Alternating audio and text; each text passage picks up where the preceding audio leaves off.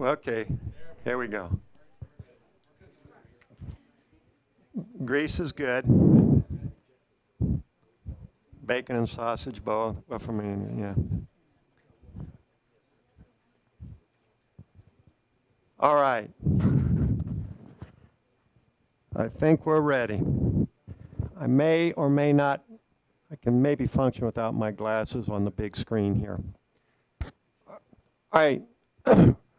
Very quickly, just a show of hands. How many people here have ever even been to caucus? Just show of hands. Have been to caucus, okay?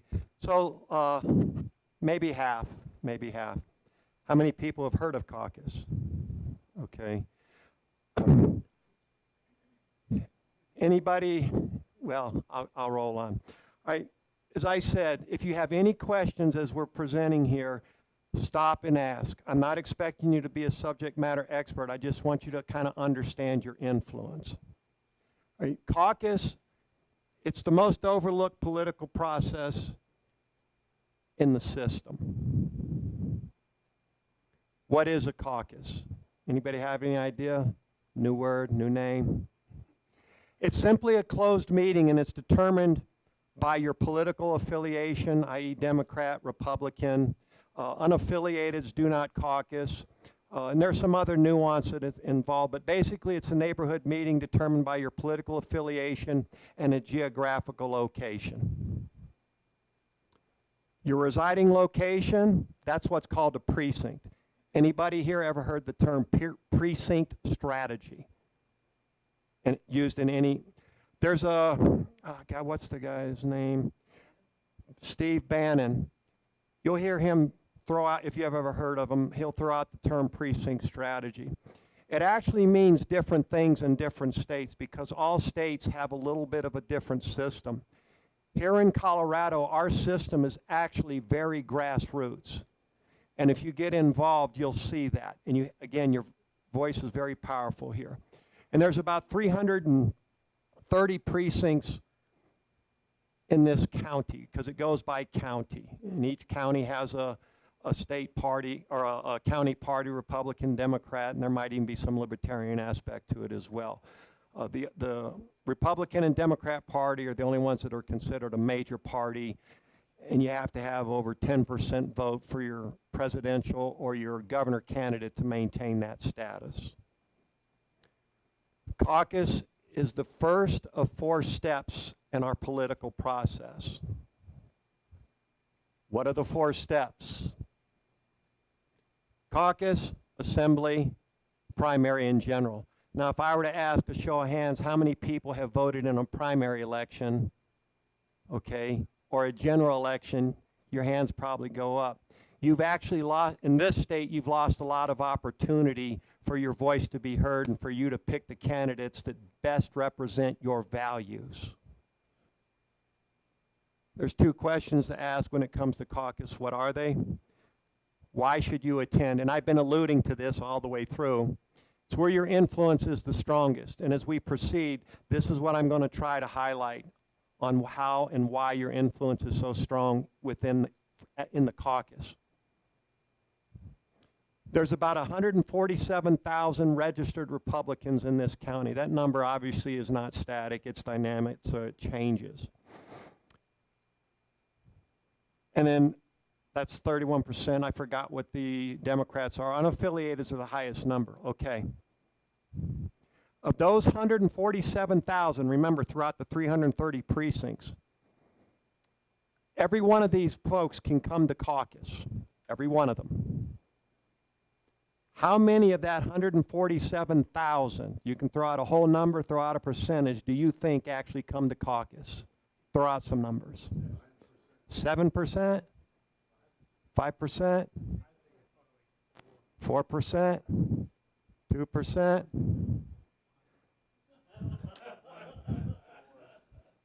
All right, now, as I alluded to, I grew up in New Jersey. Of course, the rest of the country's kind of a lot of similarities now. So we had the lottery, horse racing, all that kind of stuff. If you were going to buy a lottery ticket, would you want to buy the one that has the odds 1 in 147,000 or 1 in 2,000 odds. Now, I'm not a mathematician, but I'd probably buy a ticket with 1 in 2,000 odds of winning. So it's kind of the same concept here in our political system.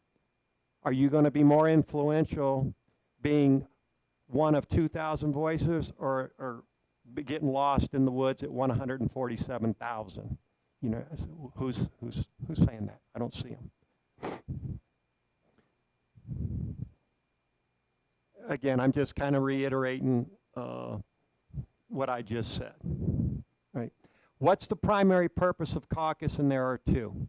First purpose, you're going to elect what's called central committee members. Remember I said this county or this state has 64 counties. Every county has a county party, whether it's Republican or Democrat. They all have a chair, a vice chair, and a secretary. Every county. And the state parties have a chair, vice chair, secretary. How do you think those people get those positions? They have to be elected. Who gets to elect them? People that are called central committee members. How do you become a central committee member? You go to caucus and you get elected as what's called a precinct leader, precinct committee person. There's 2 in each precinct in this county and across the state. So we've got 330, so you double the numbers. What's that, 660? And there's a few more. Again, now you're one of, say, 700 people in the county as opposed to one of 147,000. Does everybody visualize that picture? Hey, I'm getting more influential. So if I'm in a room, a big room, and there's 1,000 people in the room and somebody's speaking, or if there's 10 people in the room and somebody's speaking, what's the odds of me getting a question through being 1 in 10 or 1 of 1,000? You see? Now, the question to ask, why are these positions important? I just stated it. One, you get to elect the leadership. In our case, we're in I think everybody here is probably in El Paso County. In El Paso County, you get to elect that leadership. And don't worry about all the nuance, but just trust me, you want to put people in leadership positions that represent your values, whatever they are. And they also influence the direction of the party.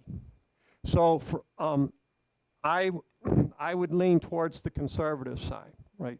If you're familiar with the French philosopher Bastiat, if you read that, you'll get a good indication where I stand philosophically. You can read Adam Smith too, but that's a very complicated read, but I'm sure I fit in with his philosophy as well. I just don't I don't have the intellect to read it, right? But if you don't like something that's going on, you can address the leadership at the county party and bring something up for a vote. Hey, I vote for this, or we add that. You don't get that opportunity unless you're on the central committee. Hey guys, I think we need to put more emphasis on whatever issue or whatever topic you deem necessary.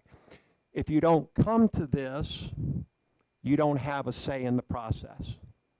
And these are the people, whether you like politics or not or want to get involved, it's involved with you. Whether you participate or not, it's involved with you.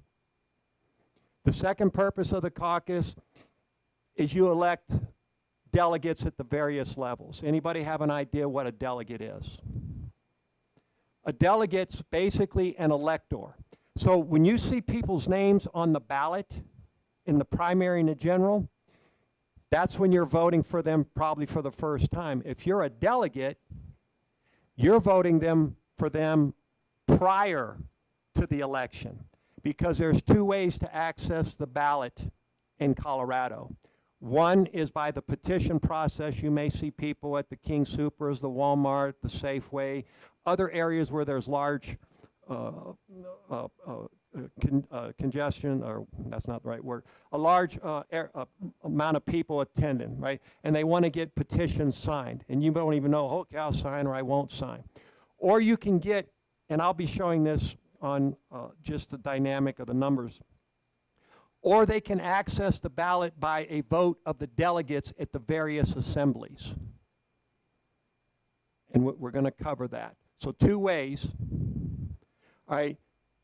In essence, again, you are an elector. You're determining who's going to represent us. And there's other nuances as well because, for instance, you must get to access the ballot through the vote of the delegates. You must get at least 30% of those delegates voting at that particular assembly. So if Troy and I are running for office, and we're the only two, and we're going through the assembly process, and Troy reaches out to all the delegates in whatever House district, and he gets their support, and I try to reach out, and I'm not getting. If he goes through and the delegates vote for him, and he gets 71% of the vote, and I get 29%, guess whose name does not appear on the ballot? He just eliminated me before we even got started. And that may or may not make sense right now, but understand that's a very powerful option you have.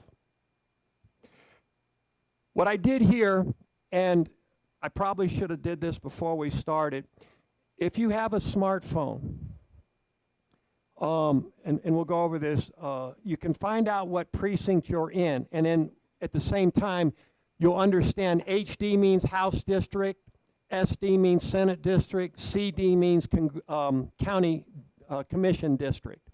Everybody in this room is in one of these, or three of these things, right? A House District, a Senate District, and a County Commission District. And they all have assemblies, and you're all elected as delegates at caucus. And this year, you may or not be in a commission district that's having an election or a Senate district. This year, I will only be in a House district because County Commission and Senate are every 4 years. House district is every 2 years, so every 2-year cycle, you will always see that. So let's look at the numbers.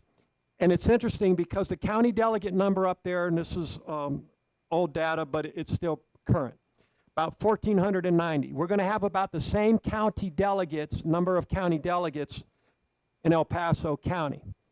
Remember, if we go back to the slide, maybe 2,000 people attend caucus. We have almost 1,500 delegates. What are your odds of being a delegate? Pretty high. And in many cases, in some precincts, 0 people even show up. So if you're in one of those, you show up and you just fill out the paperwork and you're done in about 10 minutes and you have all the positions. But let's just take House District 14 at the top. There's roughly about 250 delegates. 71% is about 178. You can check my math, but it should be pretty close. As I said, using the same scenario, if Troy and I are running, and I kind of joke about this, but unfortunately, I was born good looking instead of rich. All right? So why do I say that? Well, my mom will confirm it, okay? But she has to, right? So I don't have deep pockets, and I don't have access to wealthy donors. To petition on would cost me a lot more money, right? Because normally they hire these companies to go out and gather signatures, and it can cost you anywhere from $10,000 to $20,000 or more, depending on the office. So if we're just grassroots guys, would it be easier for me to access $20,000 or try to make my case to 178 people? Or if you're saying 30%, whatever. See, so that gives everybody an opportunity to make a huge impact in this process. Does everybody see that? And as you get more involved, what I'm saying will make sense. As I said, don't worry about memorizing everything. Just understand the big picture here. So does everybody kind of understand? And the same thing is if I'm running for, say, a sheriff, a clerk and recorder. If I can convince a little less than 1,100 people to vote for me at caucus, I can take out my opponent from even getting on the ballot or force him to petition on. And that's very simple. That's your influence. Does everybody understand your influence here? I'm going to show you a few other things. These are our current elected officials within, I just saw that, this nice setup. Now, at this time, if you have a smartphone, if you pull it out, I would ask you to, if you'd go to Go Vote Colorado, And then you click on that, and then you have to put in your name, I think your zip code, and birth date. All right. And then it will take you to some other information. You hit on the county tab, and then everybody would know on there that you'd see a 10-digit number. It starts with a 5, and then it will roll into whatever your Senate district is. You know, it'll say either 09, 11, or 10, 11, or 12, because we have 4 Senate districts. And then the next 2 numbers, 4 and 5, would be a House district. Yeah, you can, if you have those cards, but it's, and then the last 3 numbers are your precinct. Those are your precinct numbers. But for instance, I'm the guy at the top, Ken DeGraff. He's a House District 22 rep. If you don't know him, he's a very, very sharp individual. He's a statesman, very virtuous, honorable man. You can see, now I'm in full disclosure, I'm a conservative and I'm a Republican, but it works both ways. The system, if you're a Democrat, what I tell folks, if you're unaffiliated, if you tend to vote Republican, I would register as a Republican. If you tend to vote Democrat, I would register as a Democrat. Why? Because you can't participate in caucus as an you can come as and observe, but you don't have a voice. And if you tend to vote like that, you might as well go ahead, and I get it, you can be disappointed on either side, I suppose. I know I am from time to time, quite a bit often, as a matter of fact. And if you go down, again, the R stop at Mary Bradfield. If you juxtapose her score to that score, and where am I getting these scores from? There's a website called Colorado Liberty Scorecard. The Colorado Liberty Scorecard, and there's another one called the Colorado Union of Taxpayers.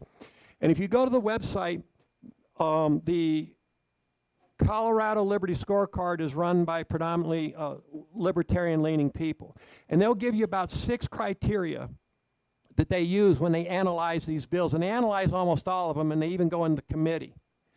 And they stay on the surface. They don't get in the weeds, because if you read the bills, there's what I call a lot of Trojan horses in these bills, where they'll leave it ambiguous and open up to interpretation that can cause a lot of damage on you, mostly in the behavioral health and the education bills that come through. But they'll analyze it, and they got a list of 6 criteria, and if it meets that, you know, hey, you get a good score, boom, boom, boom, boom. So you can see these guys at the top, Ken DeGraff and Scott Bottoms, if you're these are the Republicans, they're pretty solid on supporting, we'll just say, the core values of the Republican Party. As you go down, you can see it drops off, right? Not all Republicans are the same, and I'll get to her in a second. But the Democrats, you see Regina English and this Amy Pascal, they got a 22 and 18. If you go to the Republican voting records and the scorecards, they all are consistent in that score range. So they're, I guess for lack of a better term, they're basically lockstep with the Democrat platform. You can see the Republicans are all over the map, and you can go to the national level and you'll see the same thing. These are our senators. And you can see, and if you go to the Senate in general, there's only, as far as Republicans, we got a new person, Linda Wilson, really good, and a guy named Mark Baisley who does a good job. Normally the senators are in this range right here. They're not really adhering to the Republican platform. The Democrats, as I said, if you juxtapose the senators to the House reps, you see they're pretty consistent as far as that goes. This lady is pulling a petition, running as a Republican, and you can see her score is not very good. And Scott Bottoms is also running, and his score is very good. And it's my understanding, I haven't seen it, I can't prove it, but I guess she's saying that their voting records are similar. Well, they're not. Okay, objectively speaking, they're not. But I just wanted to give you an idea, and you can go to those websites yourself and read the bills as well, and they post them. And I would suggest you check it out when you have an opportunity, because do not listen to what the people are saying. Watch what they're doing. You know, believe what you see, not what you hear. This is, I alluded to, this is how you can find your voter registration. All right, Caucus is coming up on March 3rd. And the way it will normally work is it'll be posted real soon. You're normally going to meet in a junior high school, a high school, places like that that are probably close to your neighborhood. Your precinct can be very well attended. It can be very low attended. But if you go in, let's say a husband-wife team, or you have an adult age child living at the house, you can stack it in your favor, right? You can stack it in your favor. So I know people that might, of course, married couple, they might even have their a parent living in the house that's registered, and so they can come in as an entourage of 4 votes. That may not sound like much, but that's a huge entourage, and you can take that precinct over, all right? It's part of the precinct strategy. It's very simple. You come with 1 more vote than your opponent. Okay, that's it in a nutshell. Don't overthink it. Don't overthink it. This is the party information. The Republican contact stuff, of course, is there, and the Democrat contact information is there. I get to read a lot. I'm retired. I know I just look 21, but well, my mom thinks so, but I appreciate that. You're kind. Okay. But she has to say that. And these are 2 from Plato. Go ahead and read that. And the reason I put that up there, and I put many because I give different presentations, is Plato was about over 300 years before Christ. How accurate is that human nature? Very accurate. So human nature doesn't change. Scripture is replete with it. I say this often. I said, if you're in psychology class, you don't need a book. You can just read Scripture. It covers everything under the sun, especially in the Old Testament. But I just found that fascinating. So I have different articles, and I'll extrapolate different quotes out of these different articles that I read. And I take from a lot of people. Sometimes I can't remember who I've taken from, but I just found that very, very interesting.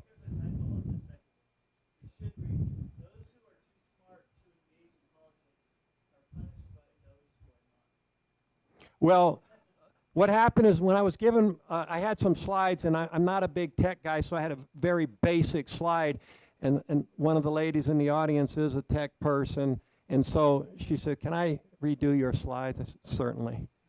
So she does have Plato, and I'm going to assume that's Plato there. She has that covered up with a picture. But kind of segueing into that, as I've gotten involved with this, there's a large talent pool in this county. Whether it's, hey, I got tech, I'm a good speaker, just different, and it's not being utilized. My God, you have a lot of skill set. Just to give you an example, for instance, Ken DeGraff and Scott Bottoms had never even been to a caucus, and now they're the best legislators up at the House, and Scott Bottoms is running for governor.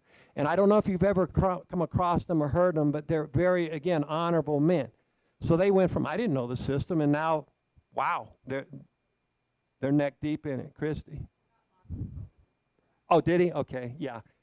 And then, as I said, what will happen is this: as you become delegates and get more involved, the folks are going to come. When I say the folks, elected and other folks, they're going to come to you personally and try to win you over, as opposed to you just receiving a mailer with some bullet points that really mean nothing. Because you can say, well, guys, let's say the person's name is Joe. Joe, you're telling me this, but you voted for this. So do I believe what you're saying, or do I watch what you're doing? Which one is it? And so there's that ownership, what we call now a buy-in, there's that sense of ownership. But that again, it's very simple, okay? I'm going in the wrong direction, I'm sorry. And then the same thing here, and Sin Tzu is, I believe, over 600 years before Christ. And this is very hard. This is the cognitive dissonance that I talk about, because we get into this concept of tastes great. There's some young people in the room, okay? Back in the late 70s, early 80s, they started making a thing called light beer. And Miller was one of the first ones. They had really funny commercials. And so their argument would be, tastes great, less filling. Didn't matter why you like it, the beer's in the same can, right? So it's kind of the same kabuki theater sometimes up at the house. But we have to acknowledge unpleasant facts, right? There's a thing called cognitive dissonance. Believe what you see, not what you hear. And this is what happens. The folks will try to discourage you to not participate. So now I've defeated you before you even stepped out on the field. 600 years, again, human nature doesn't change. The tactics, yes, we have smartphones and laptops and computers and other nice GPS in your car. I don't, but I mean, most of the new cars have it, right? Are there any questions to the information I have just put out? Remember, the takeaway, the only takeaway here is I just want you to understand what your influence is. And as you get, and I actually have about 3 different classes that I teach. This one was just why. The last one that I taught shows you the structure and some other aspects as well.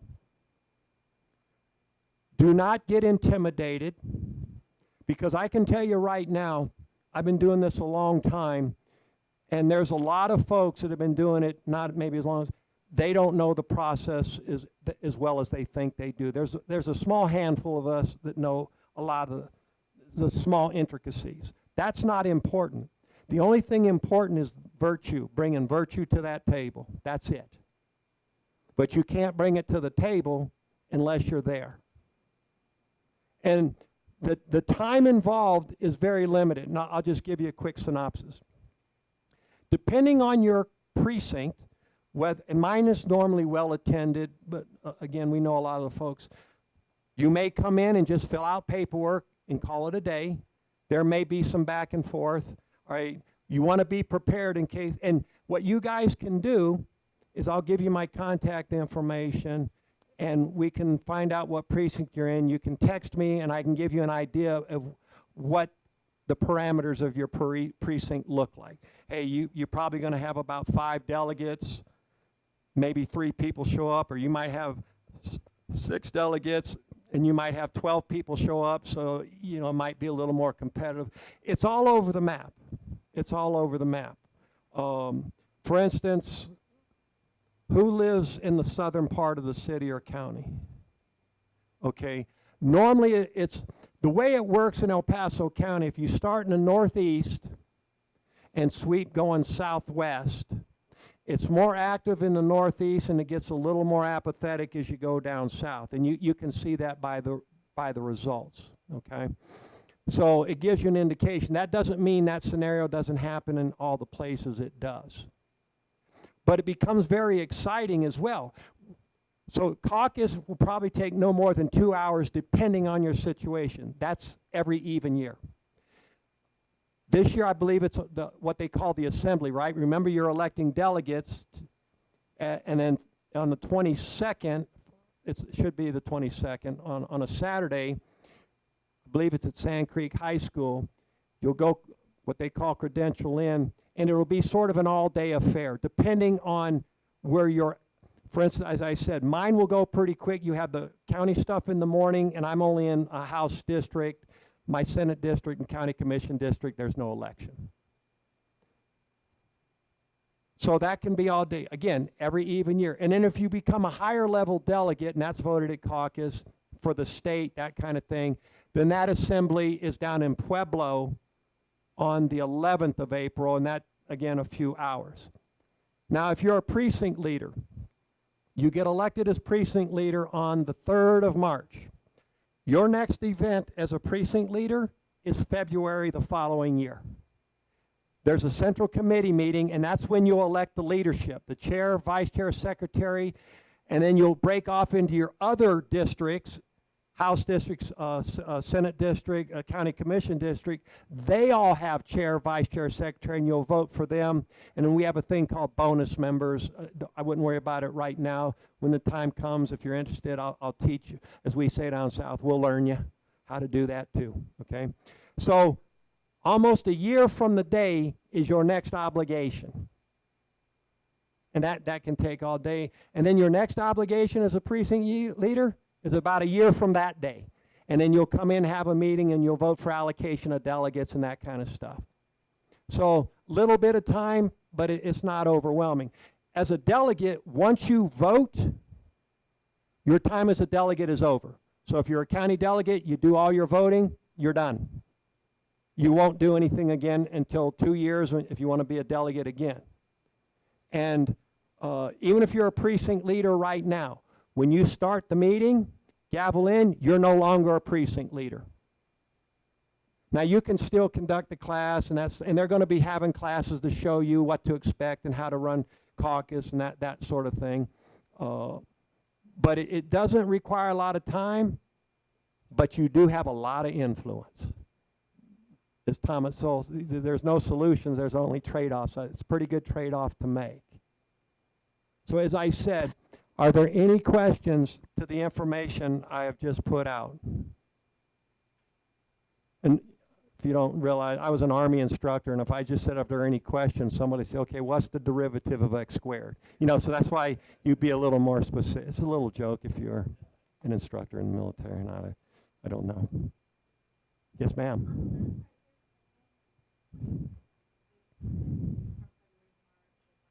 Mm-hmm. Oh, this year, say for instance you're a precinct leader, you're a current precinct leader. On March 3rd, I believe it starts at 7 o'clock, wherever your caucus is going to be. For instance, I'll just give a synthesized version, okay? What happens at caucus, the first thing you do is you elect what's called a chair, a caucus chair, and a caucus secretary. And that's to run the meeting. Anybody can do that. It has to be voted on by the members of that caucus. So if you're the precinct leader, when I say grab a packet, there's a packet and you read from a script, that kind of thing, and it's pretty straightforward. Anybody can start that off. Anybody can get elected for it. Because somebody will call the meeting to order. Let's say I grab the packet, I call the meeting to order. First order of business, we do a credentials report, make sure everybody's who they are. All right, our first order of business, we need to elect a caucus chair. Since I'm up here, I'll be willing to do it. Is there anybody else? Troy said, I'd like to do it. Okay, so I speak to the audience, the members for a minute, he speaks a minute, we vote, they vote Troy. So now I step down and he runs the meeting. And then you do the same thing for a secretary so they can take minutes. And then the next order of business, you'll elect the precinct leader of that precinct, which are 2. So you'd want to be prepared and have maybe a little 30-second spiel. Hey, do you know, you guys remember the medicine penicillin? Well, I invented that. All right, so elect me, whatever your presentation is, okay? And then after that, you elect delegates to the various levels, and those numbers can vary from 2 to 8 or something, depending on your precinct. There's a formula for that, depending on votes. It's not important that you understand it. But you want to learn the dynamic of your precinct. You want to know what precinct you're in, of course, House district, that kind of thing. And you want to get a general idea of how many delegates are in that precinct. Because, again, if you bring an entourage and you guys vote for each other, you're in, right? Because you want, most every race is going to be contested. And there'll be, again, there's a contrast between the people running. It'd be the difference between, say, Mitch McConnell and Rand Paul, if you're a Republican. I can't think of any sharp contrast, say, in the Democrat side, but same thing. right? And so you want to impose. Politics is about imposing your will on others. Ultimately, is what it is. And so it's, as Thomas Sowell would say, it's not belligerent to defend yourself or defend your values, and you should do so unapologetically. And if you can make your case empirically, that sort of thing. Okay. But I don't remember. Did I answer your question? Oh, when you, yeah.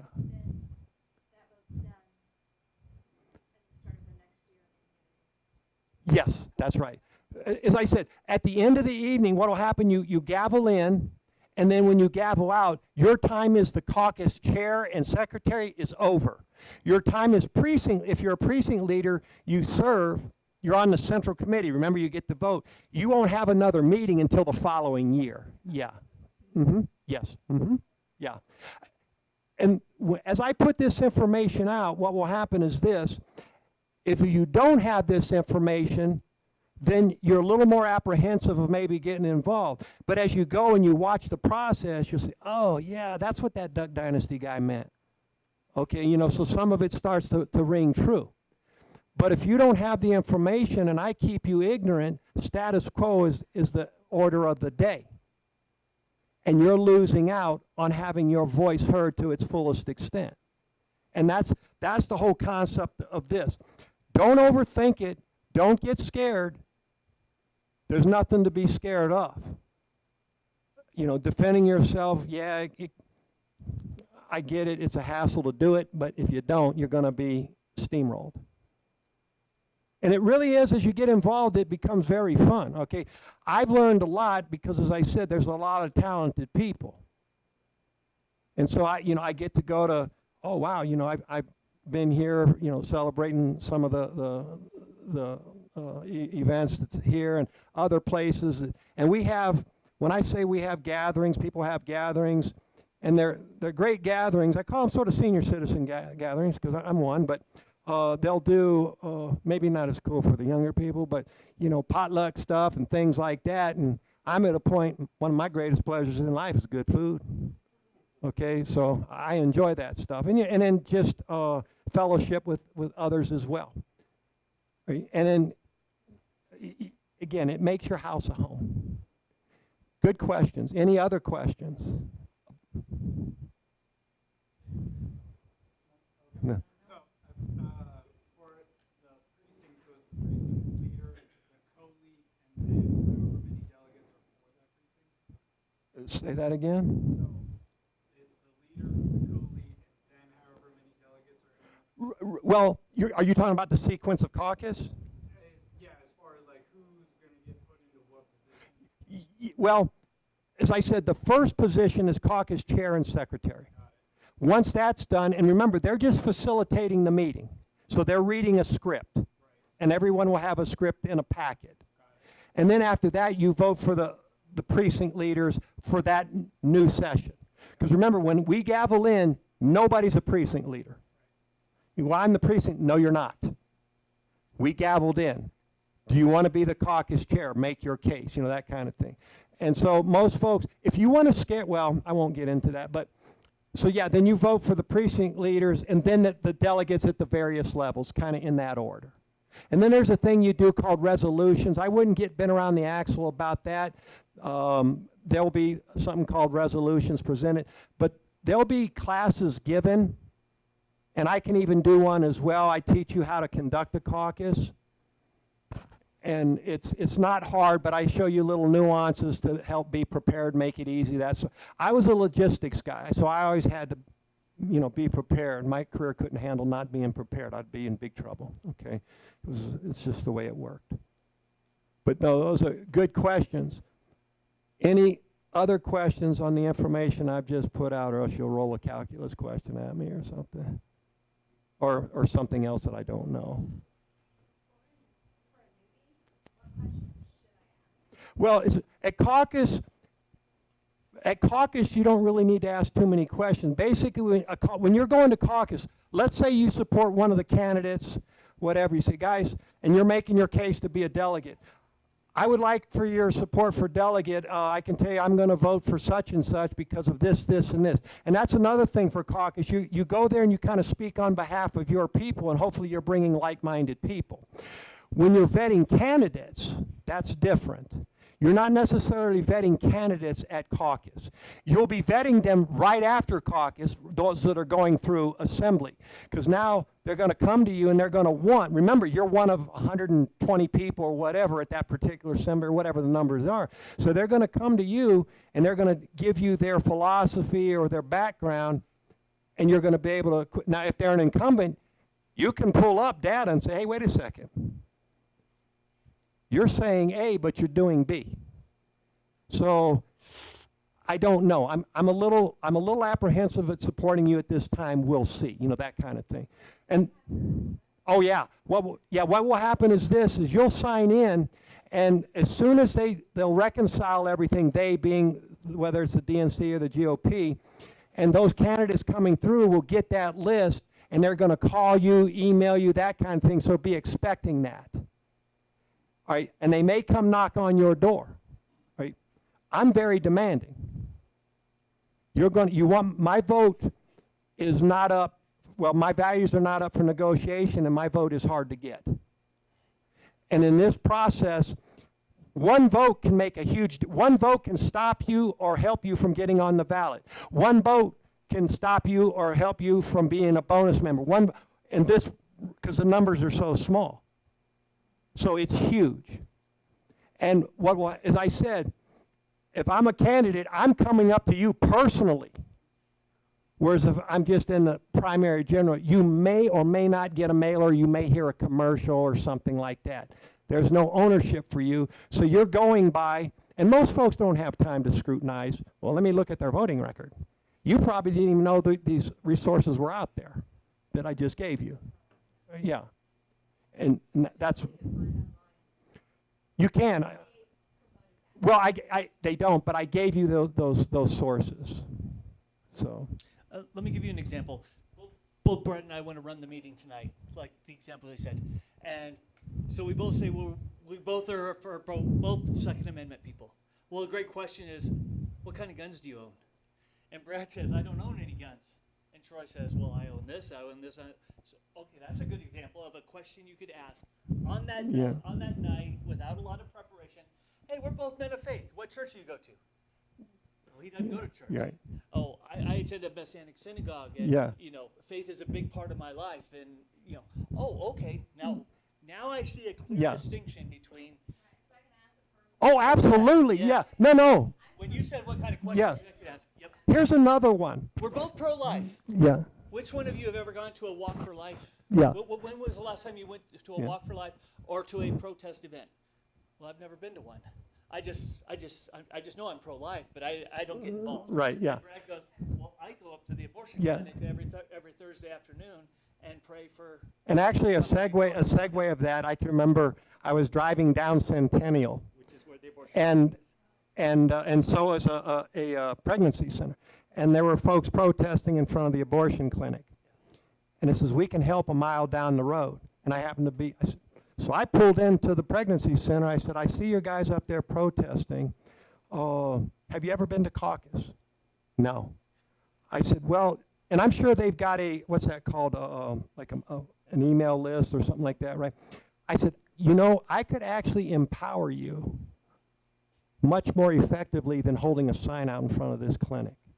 Would you be interested? They were not, okay? But you get the idea. It's the same thing when I tell folks, and Troy brings up, you don't want to, in this case a little bit, you can also ask, who are you supporting for whatever position? Right. Okay, that's a good one. Because I tell guys, never vet a candidate by asking about the issue. What I like to do is this, and there's many ways of doing it. You can ask, of course there's something. For instance, I like to put people on the spot. Okay, tell me which current elected person up at the State House or Senate is representing and defending our values. And depending on the audience, you know, they'll say Ken and Scott, which is true. Then they might throw somebody else in. Okay, then you caveat or you follow up, okay, which ones are not? Well, I don't want to answer that question right now because that should tell you they're going to go up there and run cover for each other. They're serving each other and not the people. If you're not going to do the bully pulpit and expose this, you're of no use to me. I told my sister, you vet these guys. Remember, they're going up there and they're going to vote and do vile things to you through legislation. You are allowed to defend yourself. You are allowed to vet them to the nth degree. It's your obligation. Do not be scared. Do not be timid. You don't owe them any deference at all. They serve you. And this is where we have to get back to. They don't understand who serves whom. But yeah, Troy brings up a good point, okay? So these little things like that, and then there's still a month until we have caucus, but they'll give a few more classes up there. I have another class, but I want you guys, these are great. That's a great question. And I'm glad you brought that up. It's about discernment. It's about discernment. I'm going to tell you right now, every Republican's going to get up and say, I'm pro-life, I'm pro-Second Amendment. They're not. They say they are, but if, again, where they get you is in legislation and behavioral health, the school stuff, different things that will empower a bureaucracy to violate you to the nth degree. So, sir. A lot of times it's what they may say that they choose to do it, but they don't fight against it. They just kind of let it go. And so their lack of action a lot of times dictates what they actually stand for. So believe what you see, because it was a hard nut for me to crack, right? Tastes great, less filling, but my discernment is pretty good, and I was noticing just different things. But these are great questions. All right, and the more you go through this, the more savvy you get. Because nobody trained me on any of this. But I've come out and tried to make, hey, guys, if you know anything about the Army, I don't know if the Navy's like this, we train to be gone. So if there's a military exercise, the first casualty is the guy in charge. Because they want to know that the subordinates can carry on the mission. And it's kind of the same concept here. All this needs to go on whether I'm up here, whether Troy's up here or not. Right? It's not about one individual. Right? And, you know, there's young people in the room. I've already achieved everything I'm going to achieve. I'm in the last quarter of my life. Okay, I've achieved everything I'm going to achieve. But younger folk have not. And it's our obligation to go ahead and stand in front to, you know, try to make that happen. It seems like hyperbole, it's not. Any other questions? These are good questions. Again, I'm very grateful. Thank you guys for having me and allowing to present this to you. Again, Troy, I appreciate it so much. Yeah, I was gonna point out, if you just wanted to just dip your toe in the pool this first year, and all you wanted to do was go to your caucus and be that tie-breaking vote where you've got somebody who's clearly a patriot on one side and clearly a go along to get along on the other side, and each one of them has 3 votes in the room, you could be that 4th vote that says, I'm voting for the patriot, or I'm voting for the go along to get along because I don't want to, you know, I don't want us to be so radical. Whatever your opinion is, but that influence could be the only thing you choose to exercise this year. You say, I don't want any of the positions. If you want to go to the fullest extent, you would say, I want to run the meeting tonight. I want to be a precinct leader, and then I also want to be a delegate to every one of the meetings that comes up after that. And that would be the full, that'd be the whole enchilada. You could go all in, and you could do that. And then there's in between. You say, okay, I'm just going to be that tie-breaking vote, and I want to be a delegate to the county assembly, or maybe you're a fan of Scott Bottoms, and you're like, the only thing I care about is going to the state assembly, and I want to vote for Scott Bottoms at the state assembly. And that's all I want to do. And there you go. You're a delegate to the state assembly. That means you have a job for one day. And remember what I said. If you're an unaffiliated and you tend to vote Republican, I would tell you to register as a Republican. If you're if you unaffiliated and tend to vote Democrat, because it's the same. It's the same. You don't have a voice in the process. I mean, whether you like it or not, there's 2 major parties. And now there's a couple different nuances, but understand it's the same as far as your influence. Because you don't get any voice. I even tell other guys, say if they're libertarian, I said, do you tend to vote Democrat or Republican? They said, well, whatever. I said, I would actually go register as that because you're able to come inside and influence the process as opposed from the outside looking in. So all your friends, it's about recruiting. You recruit your neighbors.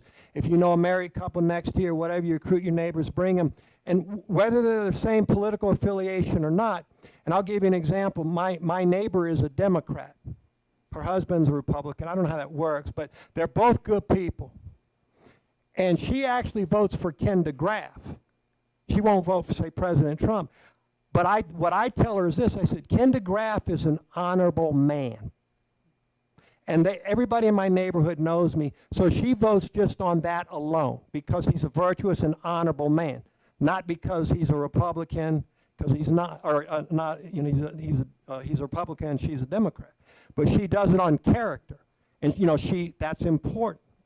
That's important to her. So these are the little things that you can do because I'm just trying to educate folks. I said, look, I want like-minded people that are on my side, but I'm not trying to deny you knowledge, regardless. That's not how we do this. Because so the only other thing I'm going to jump in now and talk a little bit, almost everybody here is part of the Messianic Synagogue. But when Brad says it's not that much of a commitment, for those who go to church on Sunday, doing all this stuff isn't that much of a commitment. But when you go to a Messianic synagogue, every one of their meetings is going to be on the Sabbath. And so just get used to that.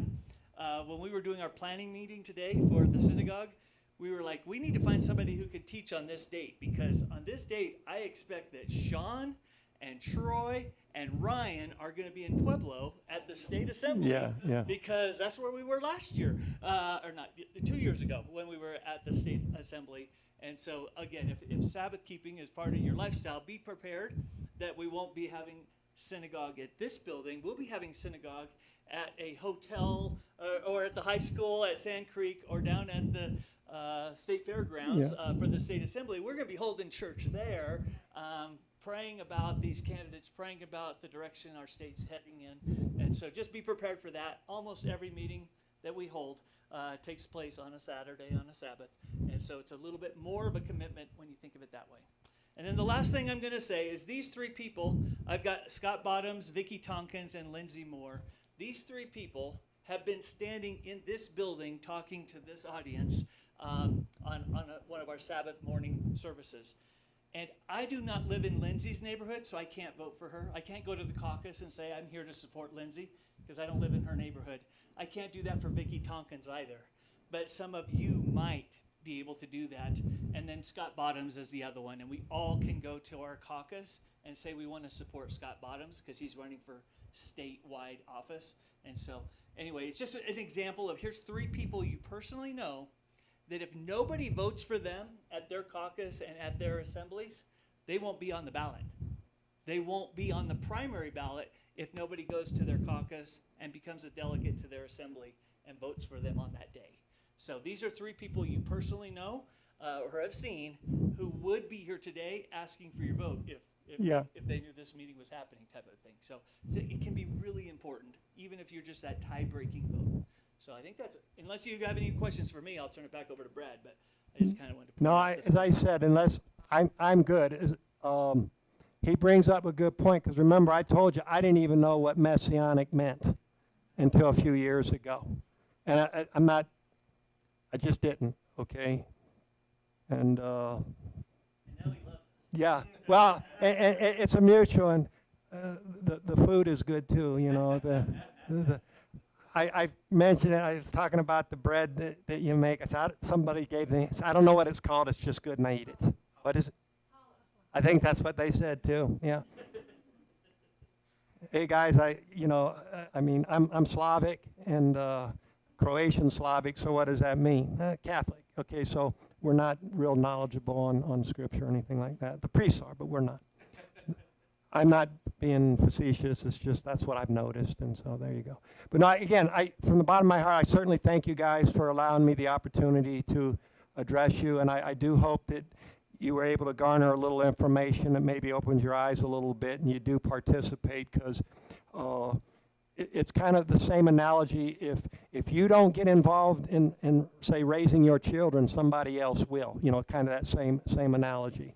So if you don't even get involved in defending your community, somebody else is going to make it in their image. So thanks so much, and yeah, no, thank you, yeah. And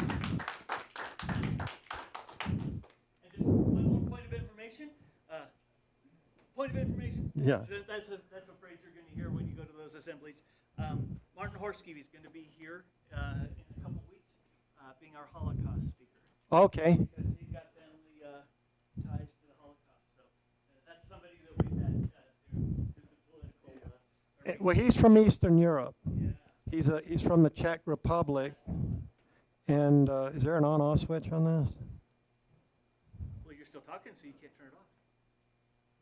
No. No. Right, he's from the Czech. Yeah. Bye,